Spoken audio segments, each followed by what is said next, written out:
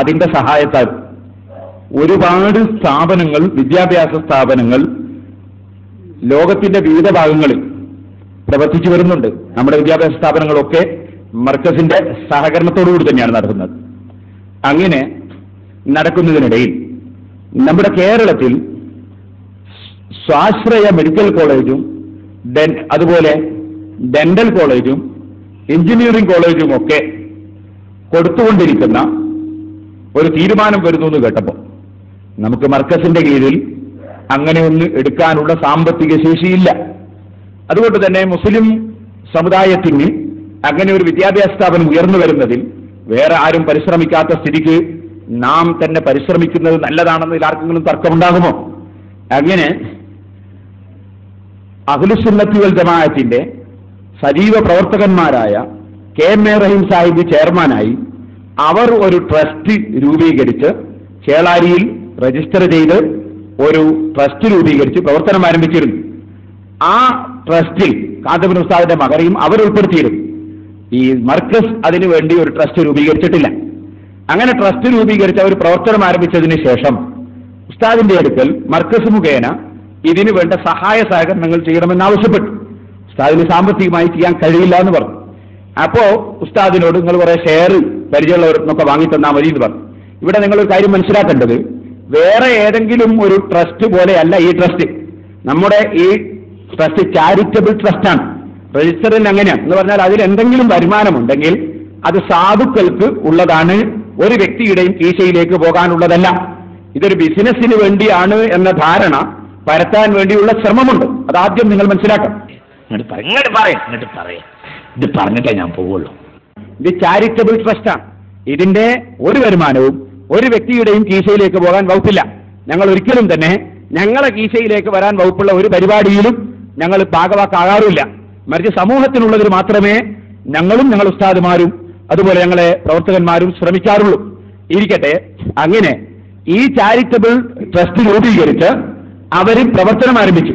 അതിനുശേഷം ഉസ്താദിനെ സമീപിച്ച് സഹായം പറഞ്ഞു. ഉസ്താദ്, എനിക്ക് സാമ്പത്തികമായി സഹായിക്കാൻ കഴിയില്ല. അവർ പറഞ്ഞു കുറെ ആളെ ഷെയർ പിരിച്ച് വാങ്ങിത്തരണം. ഉസ്താദ് പലരോടും പറഞ്ഞ് ഷെയർ വാങ്ങി കൊടുത്തിട്ടുണ്ട്. നമ്മുടെ ഈ ഭാഗത്തൊക്കെ തന്നെ എനിക്ക് പരിചയമുള്ള ചിലരോട് ഉസ്താദ് പറഞ്ഞ് ഷെയർ വാങ്ങിയത് എനിക്കറിയാം. അങ്ങനെ ഷെയർ വാങ്ങിക്കൊടുത്തു. അങ്ങനെ ഇരിക്കുമ്പോൾ 5 കോടി ഉറുപ്പികയോളം അവിടെ ചെലവഴിച്ച്, അവിടെ പല വിഷയത്തിനുമായി ചെലവഴിച്ച് അതിന്റെ പ്രവർത്തനങ്ങൾ മുന്നോട്ട് പോയി എന്ന് പറഞ്ഞാൽ ഏകദേശം എല്ലാ അംഗീകാരങ്ങളും കിട്ടി. ഇന്ത്യൻ മെഡിക്കൽ കൗൺസിലിൽ നിന്ന് ഇതിന് അംഗീകാരം കിട്ടണമെങ്കിൽ 7 കോടി ഉറുപ്പികയുടെ ബാങ്ക് ഗ്യാരണ്ടി കൊടുക്കണം.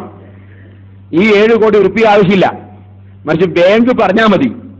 ഇതിന് അംഗീകാരം കൊടുത്താൽ 7 കോടി ഉറുപ്പികയ്ക്ക് ഞങ്ങൾ എപ്പോഴും ഉത്തരവാദിയാണ് എന്ന് ബാങ്ക് പറഞ്ഞാൽ മതി. പൈസന്റെ ആവശ്യമില്ല. അത് ഈ സ്ഥാപനവുമായി ബന്ധപ്പെടുന്നവർക്കറിയാം. അപ്പൊ നമ്മൾ ഒരു ഇംഗ്ലീഷ് മീഡിയം സ്കൂളിന് നമുക്ക് CBSE അംഗീകാരം കിട്ടണമെങ്കിൽ 60,000 ഉറുപ്പികയ്ക്ക് ബാങ്ക് ഗ്യാരണ്ടി വേണം. ആ 60,000 ഉറുപ്പിക തന്നെ നമ്മൾ കൊണ്ടുപോയി ബാങ്കിൽ കെട്ടിവെക്കുക ചെയ്യുക. അതിങ്ങോട്ട് വാങ്ങാൻ കഴിയില്ല. എപ്പോഴും 60,000 അവിടെ തന്നെ ഉണ്ടാവും. ആ സംഖ്യ ബാങ്കിലുണ്ടാവും. 60,000 ഉറുപ്പിക കെട്ടിവെക്കാതെ ഇപ്പൊ നമുക്കൊരു അംഗീകാരം കിട്ടൂല. ഇംഗ്ലീഷ് മീഡിയം സ്കൂളിൽ വേണേൽ 60,000 കെട്ടിവെക്കണം.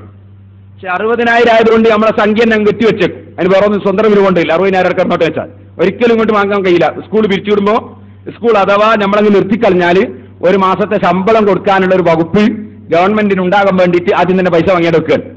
ഇതാണ്. ഇതുപോലെ ഒരു മെഡിക്കൽ കൗൺസിൽ ആകുമ്പോൾ ഒരു മെഡിക്കൽ കൗൺസിലിന് ഒരു മെഡിക്കൽ കോളേജ് അനുവദിക്കണമെങ്കിൽ 5 ലക്ഷം ഉറുപ്പിക അതിനും, ഡെന്റൽ കോളേജിന് 5 കോടി ഉറുപ്പിക അതിനും, 1.5 കോടി ഉറുപ്പിക ഡെന്റൽ കോളേജിനും, അങ്ങനെ ഏകദേശം 7 കോടി ഉറുപ്പികയോളം ഈ ആവശ്യത്തിന് ഗ്യാരണ്ടി വേണം.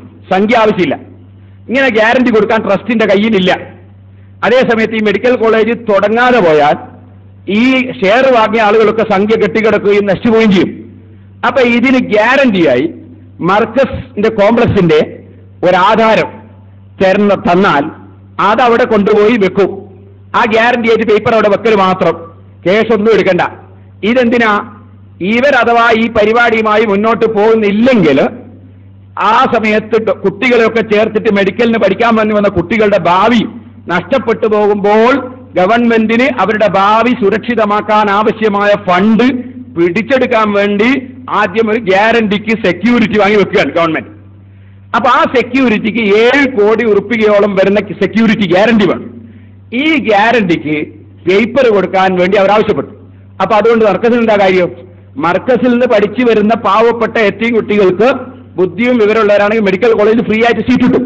കുറേ എത്തിയും കുട്ടികളെ ഡോക്ടറാക്കാൻ പറ്റും, കുറേ സാധു കുട്ടികളെ ഡോക്ടറാക്കാൻ പറ്റും. അതിനുള്ള സൗകര്യങ്ങളൊക്കെ ചെയ്തു കിട്ടും. അതിന്റെ പുറമെ അത് മർക്കസിന്റെ ഒരു ഷെയറായി കണക്കാക്കും. സംഗതി നമുക്ക് 5 പൈസ മുതലുമില്ല. ഈ കടലാസ് ഒന്നാണ് വെച്ചു കൊടുത്താൽ മാത്രം മതി. ഈ ആവശ്യത്തിന് കടലാസ് ആവശ്യപ്പെട്ടു. അപ്പൊ അത് കൊടുത്തതുകൊണ്ട് മർക്കസിനൊരു തകരാറും വരാനില്ല. മർക്കസിനും സാധു ജനങ്ങൾക്കും എത്തിക്കുട്ടിക്കും ഒരുപാട് ഗുണം കിട്ടാനുണ്ട്. അപ്പൊ ഒരു ചേതല്ലാത്ത ഉപകാരം എന്ന് പറഞ്ഞതുപോലെ നഷ്ടമില്ലാത്തൊരു ഉപകാരം എന്ന നിലക്ക് ഈ കടലാസ് സെക്യൂരിറ്റി ആയിട്ട് കൊടുക്കുമ്പോൾ സാധാരണ പണയത്തിന് ഒപ്പിട്ട് കൊടുക്കുന്നത് പോലെ തന്നെ ഫുള്ള് ഗ്യാരണ്ടി ആയിട്ട് ഒപ്പിട്ട് കൊടുക്കുന്നതല്ലേ. പിന്നെ അവർക്ക് ഇത് ആവശ്യം വന്നാൽ പിടിച്ചെടുക്കാൻ കഴിയില്ലല്ലോ ബാങ്കിന്. അപ്പൊ അന്നേരം കൊടുക്കുന്ന ആവശ്യം വരില്ല. ആ നിലക്കാണ് കൊടുക്കുന്നത്. അങ്ങനെ പൂർണ്ണമായി കടലാസുകൾ ഒപ്പിട്ട് കൊടുത്തു. അത് ബാങ്കിൽ കൊണ്ടുപോയി വെച്ചു. ബാങ്കിൽ കൊണ്ടുപോയി വെച്ചപ്പോ 5 പൈസ വാങ്ങിയിട്ടില്ല. പലിശന്റെ പ്രശ്നമില്ല. വസ്തു ഈ ബാങ്ക് ഗ്യാരണ്ടിക്ക് വേണ്ടി ചോദിച്ചത് കൊടുത്തു. അത് കൊടുത്തപ്പോൾ ബാങ്ക് ഗ്യാരണ്ടി ഈ പറഞ്ഞ കക്ഷികൾക്ക് അനുവദിച്ചു കൊടുക്കുകയും ചെയ്തു. ഇന്നത്തെ സിറാജില് വിശദമായൊരു ലേഖനമുണ്ട്, കമാലിയ വിവാദങ്ങൾക്ക് പിന്നിലെ യാഥാർത്ഥ്യങ്ങൾ. ഇതില് അന്ന് ബാങ്ക് അയച്ച എഫ് നമ്പർ 169/500 എന്ന് പറയുന്ന കത്തിന്റെ കോപ്പിയുടെ ആമുഖം കൊടുത്തിട്ടുണ്ട്. അതിൽ വ്യക്തമായി തന്നെ പറയുന്നുണ്ട്, ഈ ഇന്ത്യൻ മെഡിക്കൽ ആവശ്യത്തിനു വേണ്ടി ഇന്ത്യൻ മെഡിക്കൽ കൗൺസിലിന് നിങ്ങളുടെ ഗ്യാരണ്ടി ഇഷ്യൂ ചെയ്തിരിക്കുന്നു എന്ന് പറയുന്ന കത്തിന്റെ കോപ്പി ഇന്നത്തെ സിറാജിൽ കാണും. ഞാനിപ്പോ ഈ കൗൺസിലിന്റെ ചെയർമാൻ റഹീം സാഹിബ്, അദ്ദേഹം എന്റെ ചെറുപ്പത്തിലുള്ള സ്നേഹിതനാണ്, അദ്ദേഹത്തോട് പറഞ്ഞ the south Indian bank limited എന്ന് പറഞ്ഞാൽ അദ്ദേഹം ഇപ്പോൾ ഫാക്സ് ചെയ്ത് തന്നാണിത്. ഇതിൽ സൗത്ത് ഇന്ത്യൻ ബാങ്ക് അയച്ചു കൊടുത്ത കത്തിന്റെ കോപ്പിയാണിത്. അവരുടെ ലെറ്റർ ഹെഡിൽ അയച്ചു കൊടുത്ത കത്ത്. ഇതിൽ പറയുന്നത് എന്താണെന്ന് ചോദിച്ചാൽ, മർക്കസ് കോംപ്ലക്സിന്റെ ഈ ആധാരം കൊണ്ടുപോയി വെച്ചപ്പോ ഇവർക്ക് ഈ ട്രസ്റ്റിന്, അതായത് ഇമാം റാസി ചാരിറ്റബിൾ ട്രസ്റ്റ്, അതിന് കൊടുക്കുന്ന കത്താണ്. ഈ കത്ത് പറയുന്നത് നിങ്ങൾക്ക് ഗ്യാരണ്ടി അനുവദിച്ചിരിക്കുന്നു എന്നാണ്. അനുവദിക്കാൻ കാരണം എന്താ? മർക്കസ് കോംപ്ലക്സിന്റെ ആധാരങ്ങൾ അവിടെ വെച്ചിട്ടുണ്ട്, അതുകൊണ്ട് അവർക്ക് ഭയപ്പെടേണ്ടതില്ല. അതുകൊണ്ട് അവർ ഗ്യാരണ്ടി അനുവദിച്ചു. ഈ ഗ്യാരണ്ടി അനുവദിച്ചതനുസരിച്ച് ഇന്ത്യൻ മെഡിക്കൽ കൗൺസിലിന്റെ ആളുകൾ പരിശോധനയ്ക്ക് വരികയും എന്നിട്ട് അവിടെ അംഗീകാരം കിട്ടാൻ വേണ്ടി അടുത്താവുകയും ചെയ്തിട്ടുണ്ട്. അങ്ങനത്തെ ഒരു സാഹചര്യം വന്നപ്പോൾ ഇതിൽ പണയം വെക്കലില്ല, പലിശ ഇടപാടില്ല, ഇങ്ങനത്തെ ഒന്നുമില്ല.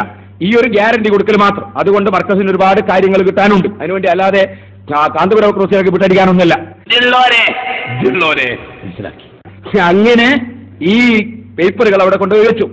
അങ്ങനെ വെച്ചതിന് ശേഷം പിന്നീട് ഈ പറഞ്ഞ ചാരിറ്റബിൾ ട്രസ്റ്റിന്റെ സെക്രട്ടറി അബൂബക്കർ ഹാജിയും വൈസ് ചെയർമാൻ ഖാലിദ് ഹാജിയും ഈ രണ്ടാളുകളെയും പുറമെ നിന്ന് മർക്കസിന്റെ ശത്രുക്കളായ ചില ആളുകൾ ചാക്കിട്ട് പിടിക്കുകയും, അതിന്റെ പുറമെ ഈ അബൂബക്കർ ഹാജി നേരത്തെ തന്നെ ഒരു നല്ല കള്ളനായിരുന്നു എന്ന് പിന്നെയാണ് ബോധ്യപ്പെട്ടത്.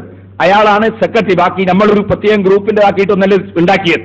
ഇതിലെല്ലാ ആളുകളും ഉണ്ട്. പക്ഷേ ബഹുഭൂരിപക്ഷവും നമ്മെ അനുകൂലിക്കുന്നവരും സ്വാധീനിക്കുന്നവരുമായ ആളുകളാണ്. നമ്മൾക്ക് സ്വാധീനമുള്ളവരുമാണ്. അതാണ് ഇന്നും ഈ ട്രസ്റ്റിൽ ആർക്കും കംപ്ലൈന്റ് ഇല്ലാത്തത്. 16 ആളുകൾക്ക് ഒരു കംപ്ലൈന്റും ഇല്ലാതെ ഉറച്ചു നിൽക്കുന്നതിന്റെ കാരണം അതാണ്. അങ്ങനെ ഈ ഖാലിദ് ഹാജി നേരത്തെ ചെമ്മാട് പള്ളിയൊക്കെ ഉണ്ടാകുമ്പോൾ സജീവമായി രംഗത്തുള്ള ആളായിരുന്നു. പക്ഷേ പിന്നീട് അദ്ദേഹം പണം കണ്ടതുകൊണ്ടായിരിക്കാം അദ്ദേഹത്തെയും അബൂബക്കർ ഹാജിയെയും ചിലർ ചാക്കിലാക്കി. എന്നിട്ട് പിന്നിൽ നിന്ന് ധാരാളം ഓഫറുകളും ധാരാളം കാര്യങ്ങളും ചെയ്തു കൊടുക്കാമെന്ന് പറഞ്ഞു. എന്തായാലും കാന്തപുരം വിഭാഗത്തിന് ഇങ്ങനെ ഒരു മെഡിക്കൽ കോളേജ് ഉണ്ടാകുന്നത് ഏതെങ്കിലും നിലക്ക് തടയിടണം. മുസ്ലിം